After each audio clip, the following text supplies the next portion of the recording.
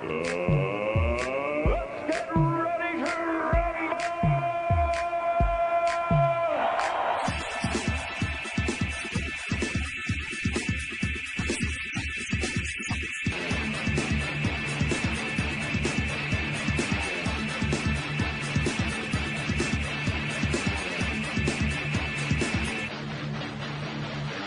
What's up, everybody? Welcome to another interview edition of the Electric Circus here at MetalMessiahRadio.com. We are your Metal Music Messiah.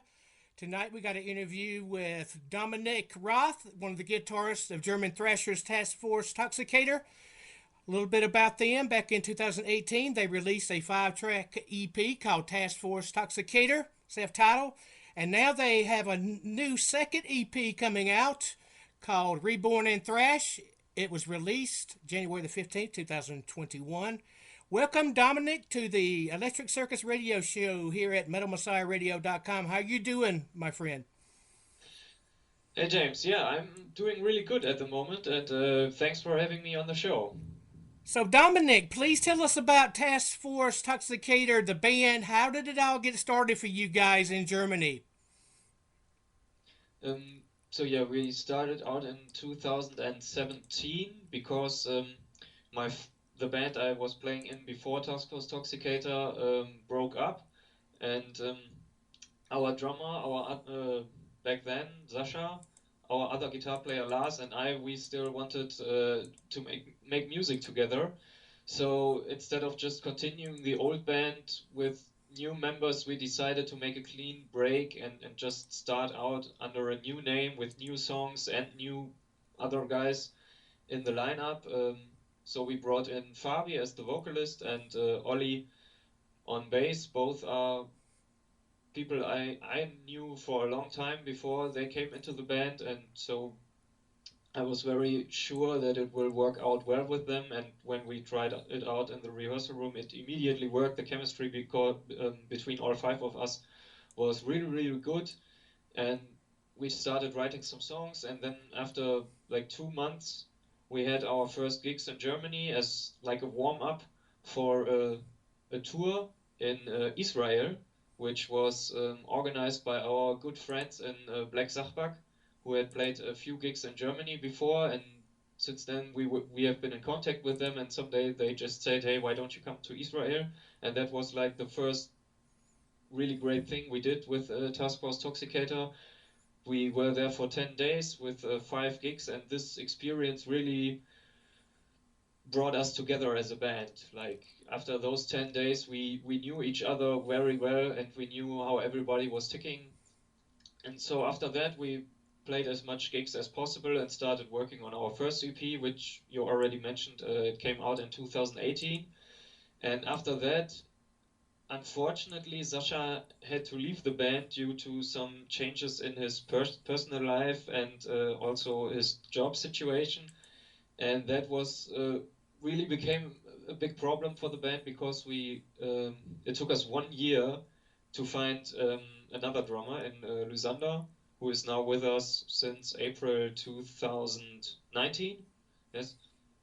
And so there was basically 1 year where we didn't do anything, more or less. We recorded some new songs and played like 2 gigs after Sasha left the band, but that really brought the band to a sudden stop.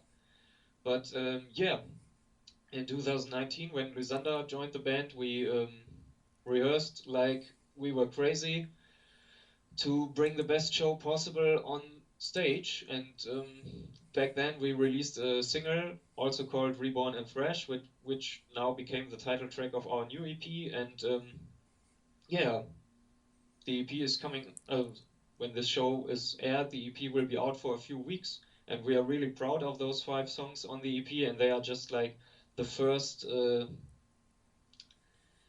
they are basically what the band stands for right now, and the style we want to go on with on a future full-length record. That's pretty much it. What's the origin of your band's name, Taskforce Toxicator? What does it come from, and what made you decide to name the band Taskforce Toxicator? Honestly, I don't remember exactly what. where the Toxicator came from, because originally it was just Toxicator, but there is also like a techno party which is really, really big here in Germany that is also called Toxicator. And every time you went on like the internet and you search for Toxicator, all people could find was just this weird techno party. And so we were like, that doesn't really work so well. And then the task force thing came in because around this whole name Toxicator, we developed a little bit of a concept, which was mainly Fabi's idea, our singer. He came up with this idea of the Toxicator being like a mercenary who is on an never-ending adventure in space. He's fighting wars on different planets, and then the Task Force Toxicator is like the group of mercenaries that he is leading. He's also on both covers of the two EPs, and not all, but a lot of the songs are about him and his adventures in space. So the first EP has got a different band logo name, and the new one has got a different one. Which one are you using now? The one that's on the first EP or this EP, or you just alternate when you put out a EP and or album? I know from now on we are planning to only use the new logo. It just, yeah, we just felt after a lot of changes within the band that we needed to update the band in every aspect with the new lineup. Um, and that's why we developed a new logo that came from Oli, our bass player, who is very skilled in doing some graphic stuff. Nice. And we also wanted to incorporate this laser katana that the Toxicator is wielding into the logo. And our main idea was like to make it a little bit like the logo of the Conan movies with Arnold Schwarzenegger, but just like in a sci-fi version. Yeah, the That album was art basically and the the idea. EP art is very colorful, and I get that too about that Arnold Schwarzenegger movie and the sword in the logo. Very, very nice. Yeah. So So what? yeah, we will definitely be going on with this version of the logo. So what was the process like on this EP, developing the songs and everything? Tell us about it. So when it comes to songwriting, most of the time, um, like I'm sitting down at home and developing ideas for some riffs and then putting them together into a song with already a very thought out structure. Sometimes the other guys also bring some riffs in and send me their stuff, and then I incorporate that into the songs. Like for example, on Alien Face Melter, most of the riffs are from our other guitar player Lars, who sent it to me and was like, "Yeah, I can imagine the song being this and that." And then I was like, "Okay, let me see," and I developed the song from there on. And when I have those rough versions of the songs finished with drums and everything, then we just go through it together and make the arrangements together so that everybody can still make some input. And that was basically how we developed all the songs for the new EP. And once we have like a version of the song where we all are satisfied with yeah, we start rehearsing them in our rehearsal room, and then the production began. That was basically the songwriting process, and the production itself was parts of it we just recorded at our rehearsal room together with a very good friend of ours who is a professional musician and producer. And but for the drums, we went into a like more professional recording space because on the drums you can never achieve this really good sound results in the rehearsal room, or not as good as like in a room that is clearly made for drum recordings. Right. So yeah, that was how we did the songs for the EP and the recording. You guys did a video for Taskforce Toxicator, Reborn and Thrash official video. What can you tell us Yes. about that video and the location it was shot?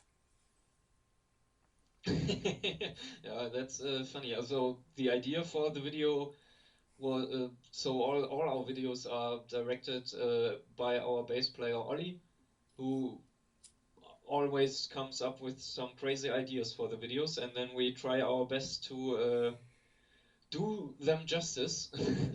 And yeah, like the location where we shot Reborn and Thrash, it were actually two locations. One was in Coesfeld, a small town here in Germany where Oli is originally from. So that's where we did the outdoor stuff. And yeah, so this basement where we all get tortured, and then until Lysander comes and kills the Mad Doctor, is basically the basement of just the basement of our singer Fabi, which we stepped out with some horror stuff. So it was pretty basic, but I still think the result turned out really great. And without the knowledge where all this stuff shot, I hope people don't like. I don't think you can see that it was this kind of simple. Right. Which studio do you guys love to record in? What studio did you use to record the new offering?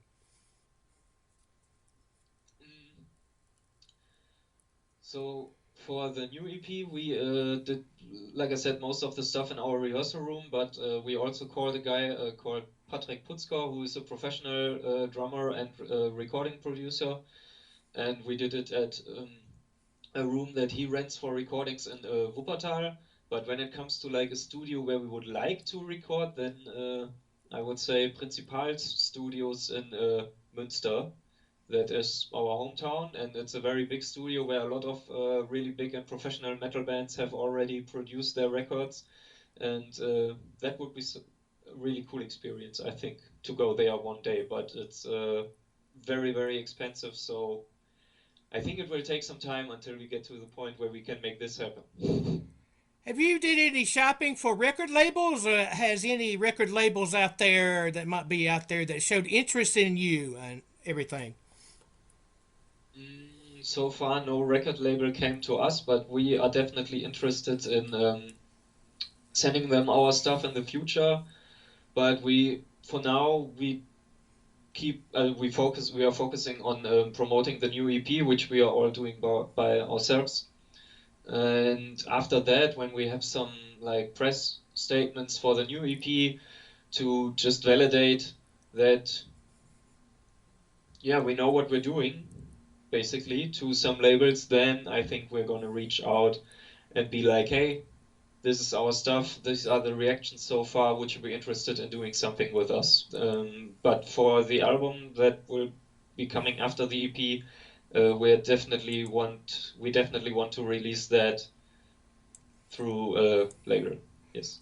What can you tell us about your instruments? Are you subject to brand loyalty, or will you play with whatever's available? What made you choose the instruments you have now? And what is the cost, or was it style, model, brand, color, or preference? Oof. Um, Well, I can't speak for everybody in the band, of course, but like to me personally, most of the time I'm playing an EVH Stripes, which is a replica of Eddie Van Halen's signature guitar. Um, and I was never that much into playing signature guitars, honestly, but I tried this one out at a Musikmesse in Frankfurt, and it was like I played like three tones and I was in love with this guitar, and I just knew I needed it. And since I'm having it, I pretty much play it all the time. On the record, I used it mainly for the solos. I have another guitar, an LTG with active pickups, which has a very aggressive and a very full sound. That one I'm always using for the riffs and the rhythm guitars. But in the live situation, mostly I'm exclusively playing the EVH right now, but that's just because I like that guitar so much. Normally, I'm not the guy that keeps to just one brand. I also have a Fender Stratocaster here and also an Ibanez guitar, which was the first guitar I ever owned, and just because for that reason I will keep it forever, I guess. But like, yeah, there are many other guitars I would like to play in the future, especially from Jackson. That's another brand that I really like. I tried some of the guitars out in the past, and that would be something I would be interested in playing in the future too. And our other guitar player, Lars, I think he also is not so much focused on a specific brand. At the moment, he's mainly playing a Jackson, but he also owns like two or three other guitars from different brands. And I mean, it's cool to have so many different guitars from different brands, because all brands have, like, they sound different, they feel different, you play a different style on every guitar. Like when you're playing on a Gibson, you play completely different if compared to a Fender guitar. And so I basically, personally, I like being more versatile. Like, if I want this sound, I can use this guitar. If I want that sound, I use that guitar. That's basically what I prefer, instead of like just being, oh, this is the one true brand and I'm not playing everything else. I think that is a little bit, to me, it would feel a little bit single-minded. Right.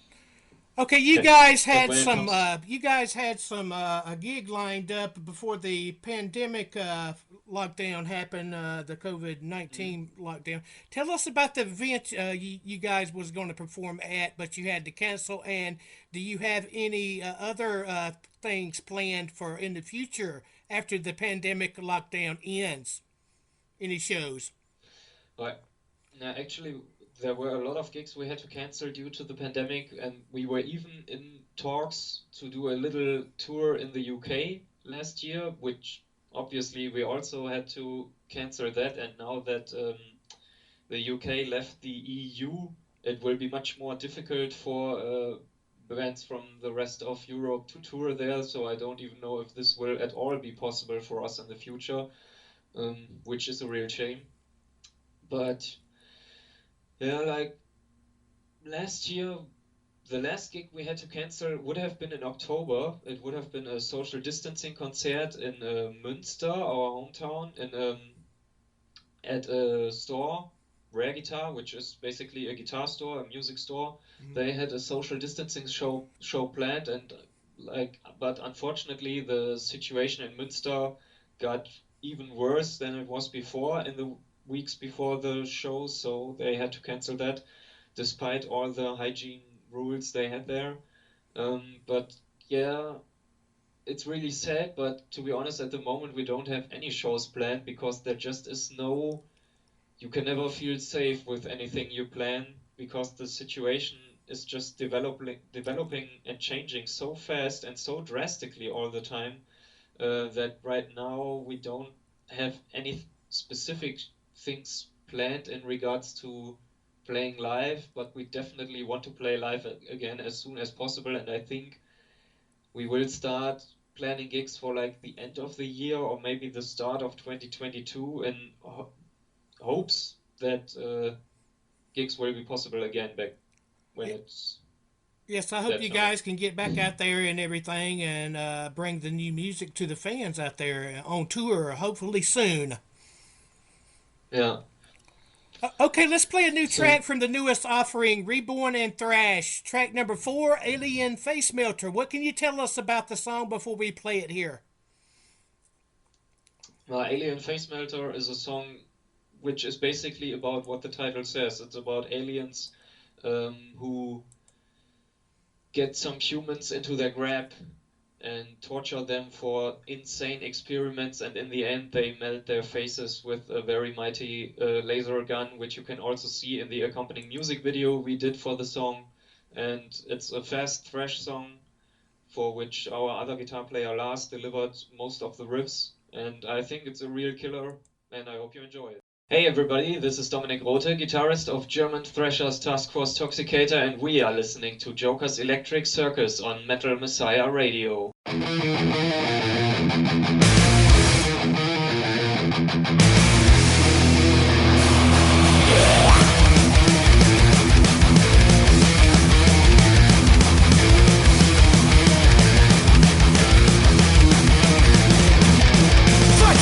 To a chair.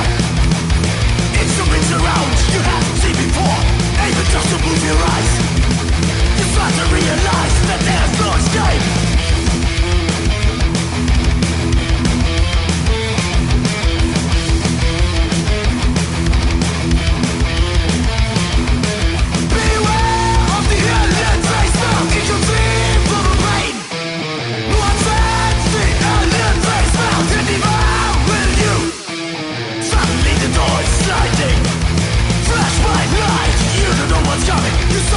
silhouette.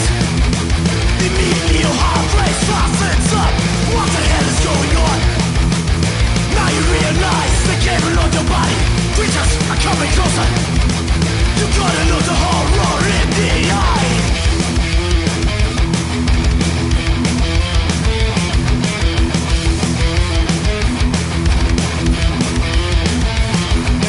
Beware of the alien face, man. He can see for pain.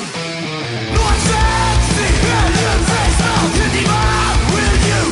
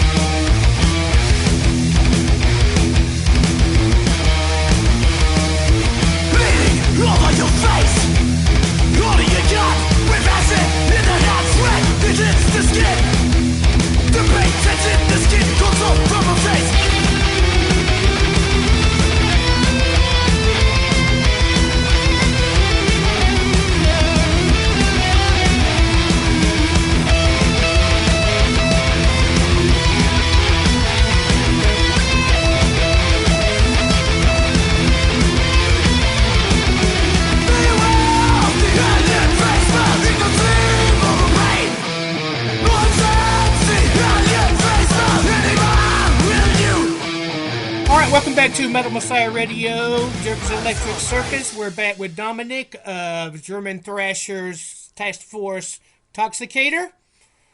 So how did you get started in the beginning? Who made you want to be a musician? Who are some of your influences you look up to that you were so awe-in and you said, yeah, I want to be a guitarist, I want to be in a band, I want to make music in life? Yeah, so when it comes to me personally, it was a total cliche because once I saw a video by Metallica on MTV, and that was like a turning point for my entire life.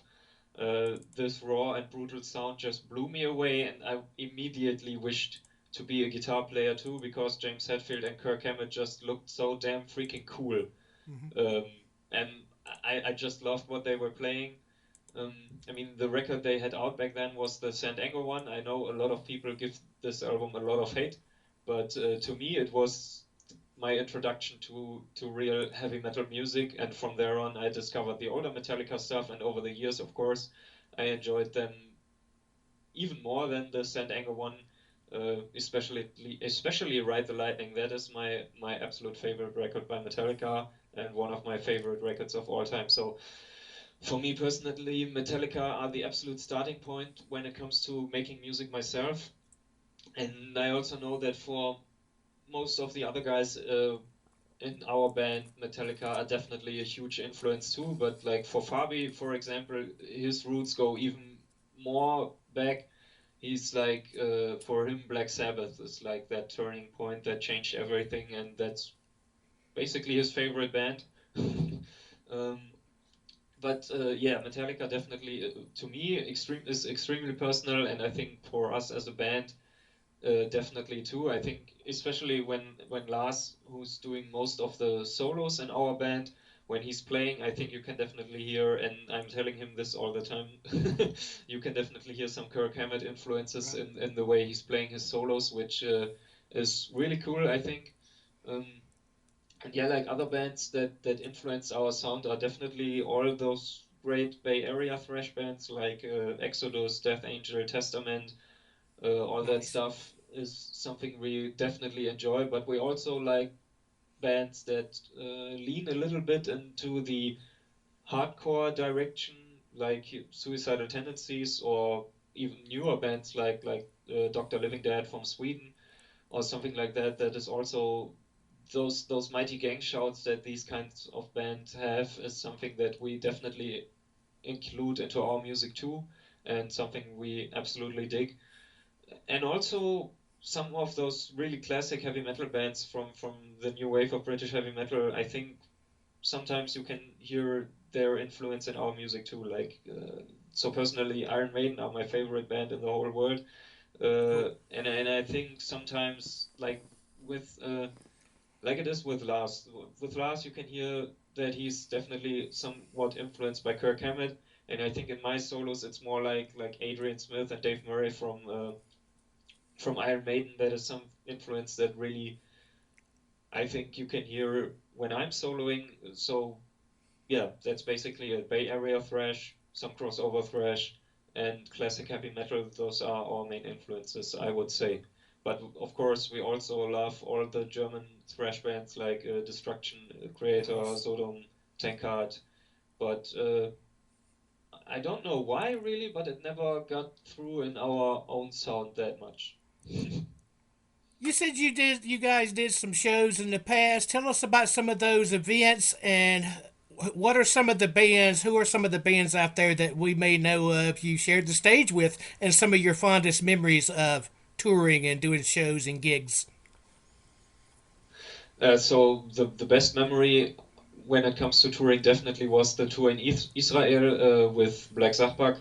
That was absolutely insane. Like a band, like we were together as a band for 2 months before we got there. So, and we absolutely did not know what to expect, because like here in Germany, there are a lot of metal shows. Like you can not, I mean now with COVID, of course not, but before that, you could see like a metal show every week, if not every day, if you want. But in Israel, the people don't have this kind of luxury. Bands don't come there that often, especially like big international bands. They don't play in Israel that often.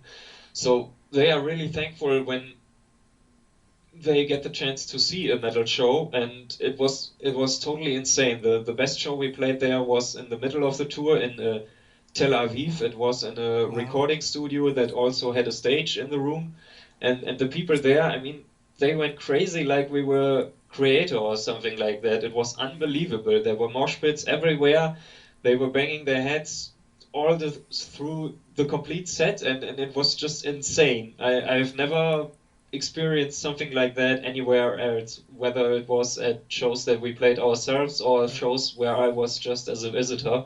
This was absolutely crazy and definitely one of the best shows we ever played.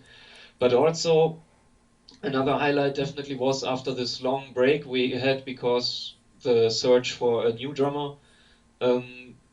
After that, when we finally had the new lineup together and we released the Reborn and Thrash music video, we did a little tour here in Germany. And in our home base in Münster, we did a show at a local punk venue, which is called Baracke. Mm-hmm. And there too, it was almost sold out, and the people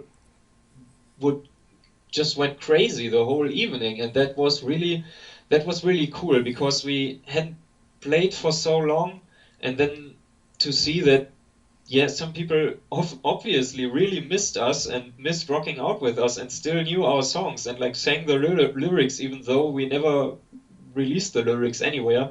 That was an insane experience.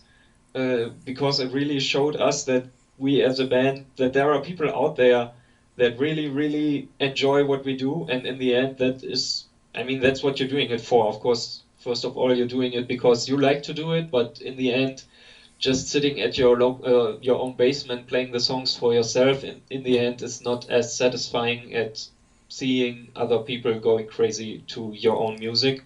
So that were definitely two gigs that were absolutely amazing. But when it comes to playing with like more well-known bands, we had a show also here in Germany at a festival called Schlacht um Otzenhausen, so like the battle for Otzenhausen. There we played with Unleashed, the death metal band, and nice. Yeah, I think when it comes to very known bands, I can't think of any other in the recent years, but like in the more distant past, we also played a show with Raven a few years back. Cool. That was also really cool. And Yeah, I think those are definitely the coolest gigs we played so far, but in the end we always enjoy going on stage. Like, I mean, of course there are some days where you're going on stage and there are like two people and they seem to not really care for what's going on stage, and they are more there to drink beer. But even then we are always giving 100% because otherwise you can't I don't know. Just think it's our duty to always give 100% once we get on stage, no matter what is going on. Absolutely. Okay, you guys' first release was an EP back in 2018, the self-titled EP Taskforce Toxicator, and now you have the new EP here in 2021, Reborn and Thrash. What made you want to start out with two EPs and not a studio album yet? And is there any aspirations to do a full studio length album in the future? Um, yeah, yeah, of course. We definitely want to do a full-length record in the future, and we also have a lot of songs written for that. But that's like the thing. In this 1 year where we had to search for a new drummer, we wrote a lot of songs for a possible future record. And when it came to recording something in the new lineup for the first time, there were two reasons why we decided to make it an EP.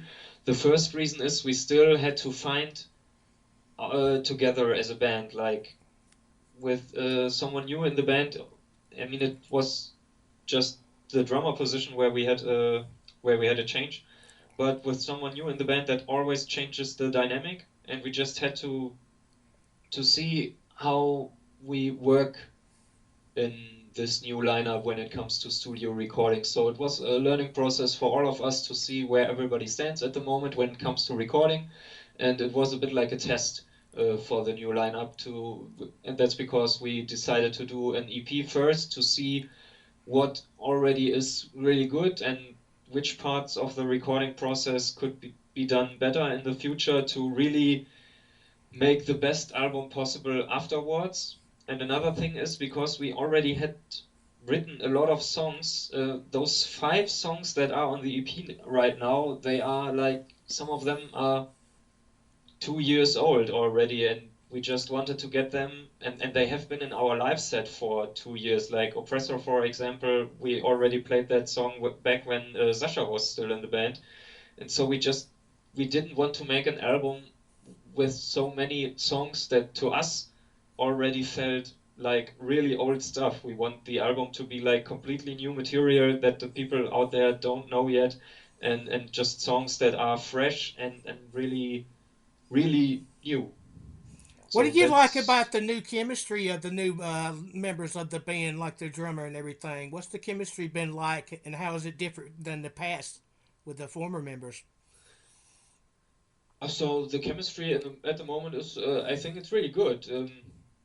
We I mean, one thing that really changed a lot in the recent years is that we don't live near each other anymore. Like we all moved away, most of us moved away from Münster, which makes like rehearsals and recording a lot more complicated than it was in the past.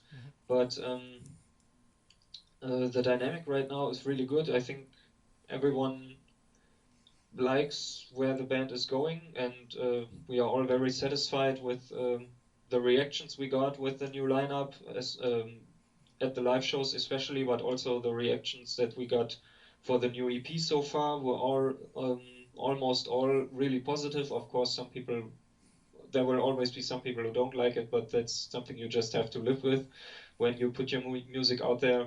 Um, yeah, so when it comes to the different dynamic, if compared to back when Sasha was still in the band, honestly, I don't really think about that so much because I don't. Yeah, I mean, Lysander is a completely different person, and we didn't want. I mean, we were never searching for like the next Sasha. We wanted a new guy who just in his own right fits well into the band, and that's exactly what Lysander does. So they are just two completely different people, but within the band they both have. As I mean, Sasha did an incredible job when he was in the band, and now Lysander is an incredible drummer for us. It's just, I mean, of course it's different because Lysander is a different person, but Right. it's not like better or worse than before. It's just as great as ever being in this band. Dominic, But what do you do outside of the yeah, band for a job to support yourself and family? What do you do outside the band when you're not making music? yeah, I'm studying to become a social worker, and at the moment I am working at a facility for people with disabilities. And our singer Fabian, he is working at a hospital. Um, yeah, Oli is at the moment studying to become a teacher, and Cool. Lars and Lysander both are in the IT stuff. Please tell us how Lars, do you interact and discuss the music. What's the response been like in social media with the new offering so far? yeah, so far the responses have been very good. We had a few reviews at different magazines, which we sent it the EP, which were mostly positive so far. And on the social media channels, the feedback we get from people out there who just discovered our music is also most of the times really really good. Um, and yeah, we are very satisfied with how things turned out so far with the EP. And what something that that really surprised me actually is how many people now came to us and were like, "Hey, I just discovered your music. Can I do a review? Can I or whatever?" Or I mean, just like you did, you wrote us a message and were like, "Hey, cool stuff. Right. Are you interested in doing an interview?" And I'm always like, "Okay, how do those people find us?" And But here it's we are always cool to doing see it, that doing the interview, and I thank you so much yeah, for and doing here the we are interview. talking. Yeah, So we just but it's all pretty much we're two metal music and thrash metal fans and everything, and talking music, which is very cool. yeah, absolutely. So, what does the music mean to you personally, Dominic? Well, that's a really, really big question, and oof. I mean, to me, it's of course a way to express myself in an artistic way. I really need that in my life. Without that, something would be extremely missing. And right now, I feel that something is missing because there are no concerts, no festival, just nothing where you can just go to meet other metalheads and make a big party to the greatest music there is. Um, uh, music Yeah, music is the thing I personally, I would say the most important thing in my life because I'm spending most of my time with music, may it be listening to it or creating it myself. I always love discovering new bands. I always love creating new music. I love playing with other people, whether it is on stage or in the rehearsal room. Um, yeah, like I said, back when I saw that Metallica video, it was like it just changed my whole life. From there on, music always has been my main focus in my personal life, and I don't really make that much compromise when it comes to music. I love it. I love doing it. I love hearing music. I love music in every way, and I just will keep on spending as much time as possible with music. If a new fan sees you guys on the road and doing shows, what kind of Taskforce Toxicator show will a new fan get? Oh, you will definitely get a show that is not just five guys standing on stage playing their songs. Um, we in 2019, when we finally had the chance to get back on stage, we thought a lot about show elements that we could put into our gigs to just give people a little bit more, because especially we wanted to give them something that you don't always see at underground shows. So, I mean, of course, we don't have a big budget to like blast some fireworks into the sky or whatever, but like Oli created this laser katana that the Toxicator is wielding, which is called Oppressor. One of the songs on the new EP is about that.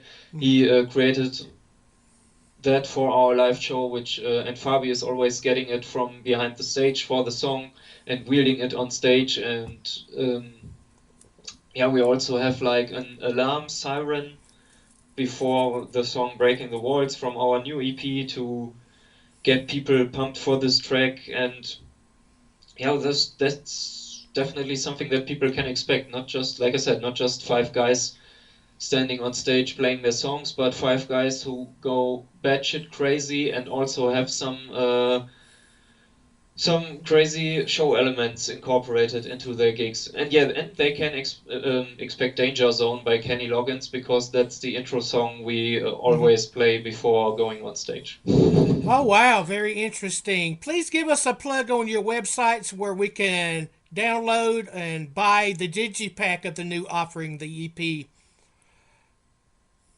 Yeah, so you can get the EP in the physical form only on our Bandcamp page, taskforcetoxicator.bandcamp.com, but we distribute it digitally on all platforms like Spotify, Deezer, Amazon, whatever. In the digital way, you can listen to the EP everywhere you want. There are also you can also listen to it on YouTube. So it's pretty much available everywhere when it comes to the digital stuff. But yeah, the CD is only available at our Bandcamp page at the moment. In the future, will you guys have any other merchandise besides the digipack, the EP? Will you have T-shirts and other formats that the fans can buy on your Bandcamp? Yeah, of course. We're already planning something for that. We still have T-shirts that we printed for our first EP with that artwork. Some of them are still left, but we are also planning on doing new shirts with which will fit to the new EP, and we also plan to release the new EP on cassette tape as well, because that is something we did with the first EP like 1.5 years after the initial release, I think, and it was more like a fun experiment that we did for ourselves, more or less, because some of us are tape collectors. So we did the first EP again on tape, and we were really surprised by how many people started buying the tape. Even people who already had the CD at their home bought the tape, and then we were like, okay, people are really interested in tapes from us, and that's really cool. I mean, we all dig these old school formats. Of course, vinyl would be awesome too, but as an independent band without a label, that is way too expensive to really realize it in any way. But the new EP will definitely be released on tape too, and we will also do new shirts as soon as possible. Very, very nice. And the cassette seems to be making a comeback, and a lot of bands are doing that also. So that's trending right now. Once again, the cassette tapes, very nice. Yeah. Is there anything else you would like to say in closing that you haven't been able to say yet you'd like to talk about before we close here tonight? I think all that's left to say is thank you very much for having me on the show. To me and for all of us in the band, it's absolutely crazy from what parts of the world people are coming to us and showing their interest in our music, that when we started out, I mean, we always aimed for the highest aims you can have, but I mean, aiming for something and finally seeing that that you're getting somewhere are completely two completely different things. And it's absolutely amazing for us to see how many people all over the world start discovering our music and enjoying it. I mean, we have already sent packages to the United States, to the UK, to France, to the Czech Republic, the Ukraine. It's absolutely crazy. There are even people from like Brazil contacting us about our music, and that is absolutely awesome. And yeah, like I said, thanks a lot for having me on the show. It was a really, really cool interview, and I enjoyed it a lot. And I hope all the listeners enjoyed it too. Dominik, it's been an honor and a pleasure having you on the show tonight. Joker's Electric Circus, brought to you by MetalMessiahRadio.com. We are your metal music messiah. Thank you for taking time out of your schedule for doing this kick-ass interview with us. You're more than welcome to come back on the show when you want to promote something new in the future. You're always welcome to come back on the show to promote that. And the best of luck to you guys of Taskforce Toxicator. Thanks. Thanks a lot.